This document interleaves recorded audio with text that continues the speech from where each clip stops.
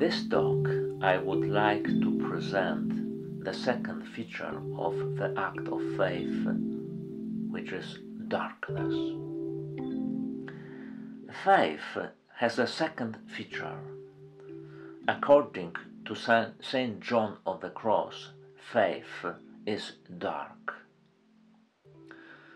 In his book, Ascent of Mount Carmel, Saint John of the Cross writes, I quote, "Faith can be compared to midnight, the excess of light which comes from faith is dark for the soul.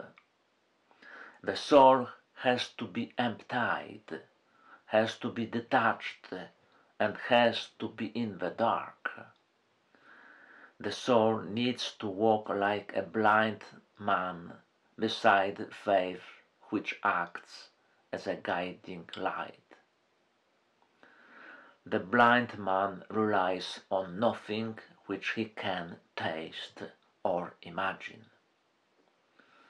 End of quotation. What is described here is difficult. We yearn to be with God in the light. We long to see, feel, and experience God's presence. This is why we tend to look for signs of His presence and listen for voices which might show us the right path. We search for spiritual feelings which we believe are evidence of God's presence.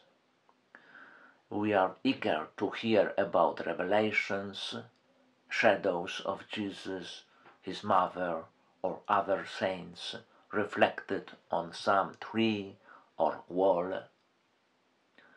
When these signs are lacking, we turn to a variety of things, sensual or emotional, which we think will make us happy.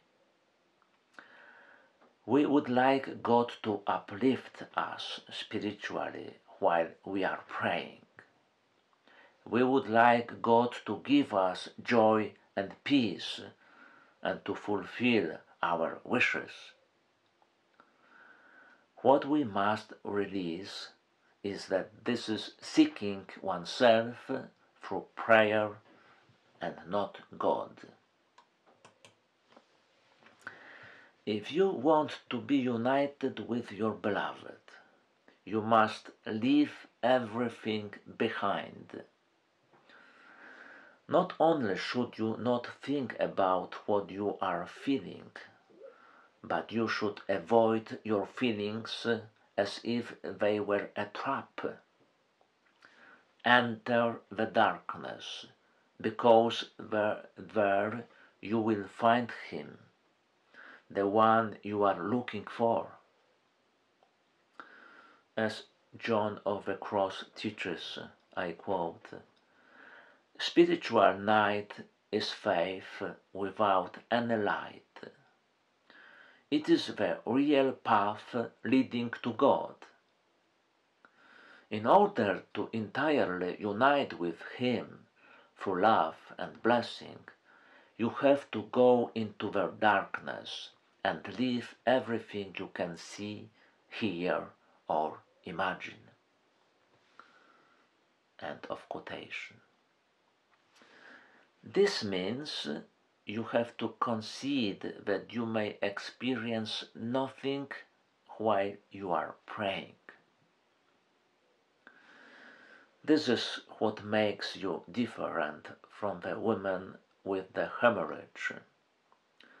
She experienced recovery from her illness. You will not experience that. The connection between your soul and God through the act of faith happens on the spiritual level.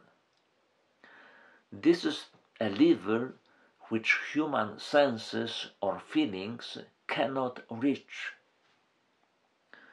This proves to be the most difficult thing to grasp. This is perhaps why only very few people decide to pray every day in silence. Man prefers light and spiritual happiness, even at the price of departing from God. Notice that everything marvelous and beautiful in the Bible takes place at night. Israel left Egypt at night. Jesus was born at night. Jesus ate his last supper with his disciples at night. Jesus arose from death at night. You will also find him at night. In Song of Songs we read, I quote, "Upon my bed by night I sought him whom my soul loves. I sought him, but found him not. I will rise now and go about the city, in the streets and in the squares. I will seek him whom my soul loves." The watchmen found me as they went about in the city. "Have you seen him whom my soul loves?" Scarcely had I passed them when I found him whom my soul loves. So then, look for God. Do not look for yourself. By leaving all affections and passions behind you when you pray, you show that you are prepared to forget entirely about yourself. You show that you do not treat God as a milking cow, as Eckhart said.